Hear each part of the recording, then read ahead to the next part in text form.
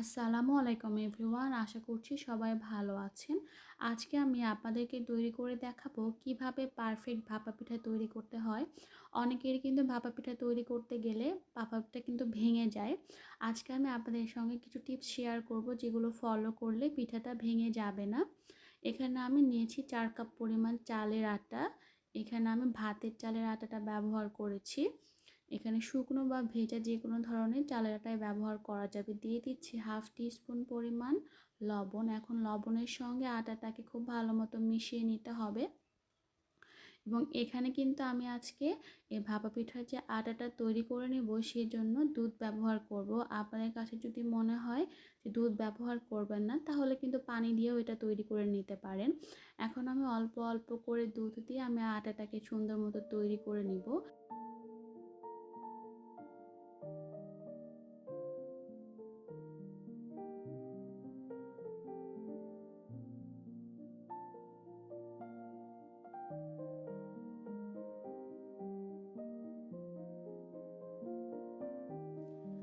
আটা কিন্তু আমার মাখানো হয়ে গেছে, দেখতে পাচ্ছেন দলা হয়ে যাচ্ছে এবং ভেঙে দিলে কিন্তু ভেঙে যাচ্ছে।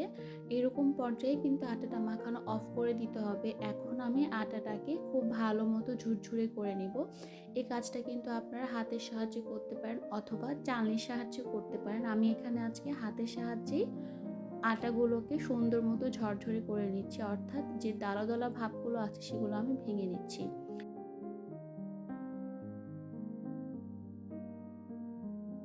আমার কাছে মনে হয় এই আটাগুলোকে ঝুরঝুরে করার জন্য চালনি চালনি ব্যবহার না করে হাতের সাহায্যে করলে এই কাজটা খুব তাড়াতাড়ি হয়।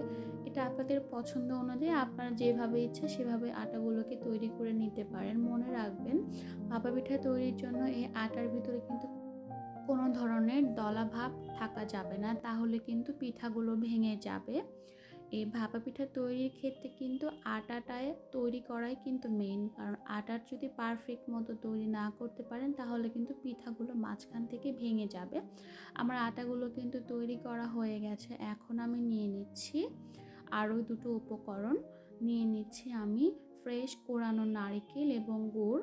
আমি এখানে খেজুরের গুড়টা ব্যবহার করছি। খেজুরের গুড় ব্যবহার করলে ভাপা পিঠাটা খেতে কিন্তু খুব বেশি মজা লাগে। পিঠাগুলো তৈরি করার জন্য আমি এরকম একটি পাতিল ব্যবহার করছি। এই পাতিলগুলো কিন্তু মার্কেটে কিনতে পাওয়া যায়। এই পাতিলের ভিতরে ভাপা পিঠা তৈরি করলে পিঠাগুলো খুব সুন্দর মতো হয় এবং কোনো ধরনের কোনো সমস্যা হয় না। এই পাতিলের ভিতরে এখন আমি পানি দিয়ে দিচ্ছি। এই পাতিলটা কিন্তু খোলা যায় না, এরকম কিন্তু একসঙ্গে লাগানো। এই পানিটা প্রায় আমি অর্ধেক পাতিল পর্যন্ত দিচ্ছি এবং পিঠা তৈরি করা হয়ে গেলে পাতিলের ভিতর থেকে পানিগুলো কিন্তু উপর করে রেখে বের করে ফেলতে হবে, তা না হলে কিন্তু পাতিলের ভিতরে পানি থেকে পাতিলটা নষ্ট হয়ে যাবে, যেহেতু এটা খোলা যায় না। এখন আমি পিঠা তৈরি করার জন্য এরকম দুটো বাটি নিয়েছি। বাটিগুলো কিন্তু পিঠার পাতিলের সঙ্গে কিন্তু ছিল। প্রথমে দিয়ে দিচ্ছি আটা এবং দিয়ে দিব গুড় এবং নারকেল। এভাবে আমি প্রত্যেকটা পিঠা তৈরি করে নেব। আপনারা আপনাদের পছন্দ অনুযায়ী গুড় এবং নারকেলের পরিমাণ কমিয়ে বা বাড়িয়ে দিতে পারেন।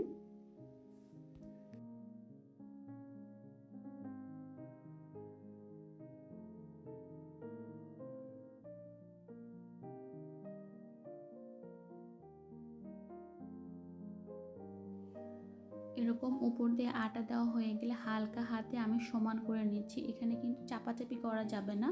হালকা হাতে বাটিটার সঙ্গে আটাটাকে একদম সমান করে লাগিয়ে নেব। এভাবে আমি আর একটা পিঠা তৈরি করে নিচ্ছি।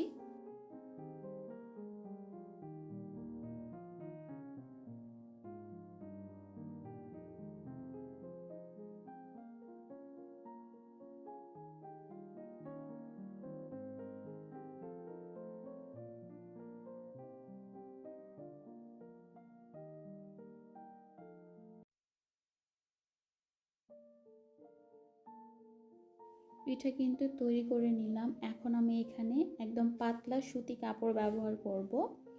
আর এই কাপড়গুলোকে কিন্তু অবশ্যই ভিজিয়ে নিতে হবে, শুকনো কাপড় কিন্তু ব্যবহার করা যাবে না। এই ভেজা কাপড়টা দিয়ে এভাবে মুড়িয়ে নিচ্ছি।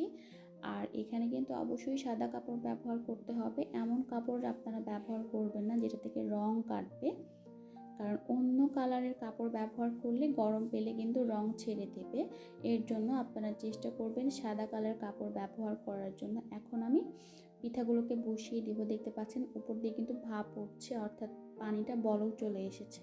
এখন আমি একটা পিঠা দিয়ে দিচ্ছি এবং পিঠা দেওয়া হয়ে গেলে এভাবে কাপড়টাকে সরিয়ে ঢাকনা পিঠার যে বাটিটা আছে সেটা আমি উঠিয়ে নেব এবং উঠিয়ে নেওয়া হয়ে গেলে এভাবে কাপড় দিয়ে ঢেকে আমি ঢাকনা দিয়ে আবার ঢেকে দেবো এবং অপেক্ষা করব 2 থেকে 3 মিনিটের জন্য। দেখতে পাচ্ছেন 3 মিনিট পরে কিন্তু আমার পিঠাটা তৈরি হয়ে গেছে। পিঠাটা হয়েছে কিনা সেটা কিভাবে আপনারা বুঝবেন, এরকম হাত দিয়ে একটু চাপ দিয়ে দেখবেন, সেই জায়গাটা কিন্তু ডেবে যাবে না। তখন বুঝে নেবেন পিঠাটা কিন্তু তৈরি হয়ে গেছে। কারণ পিঠার আটাটা যদি কাঁচা থেকে যায় তাহলে চাপ দেওয়ার পরে সেই জায়গাটা কিন্তু ডেবে যাবে। এটাই হচ্ছে বোঝার সিস্টেম যে পিঠাটা পারফেক্টভাবে হয়েছে কিনা। এখন আমি প্রথমে তৈরি করা পিঠাটা আপনাদেরকে দেখিয়ে দিচ্ছি। মাশাআল্লাহ, পিঠাটা কিন্তু খুব সুন্দর হয়েছে এবং এটা কিন্তু ভেঙে যাচ্ছে না, খুলে যাচ্ছে না। এভাবে আপনারা যদি পিঠাগুলো তৈরি করেন তাহলে আপনাদের সবগুলো পিঠাই কিন্তু পারফেক্ট হবে।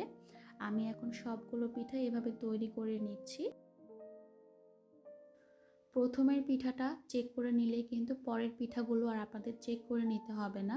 প্রথম পিঠাটা যদি পারফেক্ট হয় তাহলে কিন্তু সবগুলো পিঠাই পারফেক্ট হবে। সেভাবে আপনারা সবগুলো পিঠা তৈরি করে নেবেন। আমি আপনাদের বোঝার সুবিধার্থে পিঠাগুলোকে চেক করে দেখিয়ে দিচ্ছি যেন আপনাদের বুঝতে সুবিধা হয়। আমার পিঠাগুলো কিন্তু তৈরি হয়ে গেছে। এখন আমি একটা পিঠা ভেঙে দেখিয়ে দিচ্ছি। পিঠাগুলো কিন্তু একদম পারফেক্ট হয়েছে।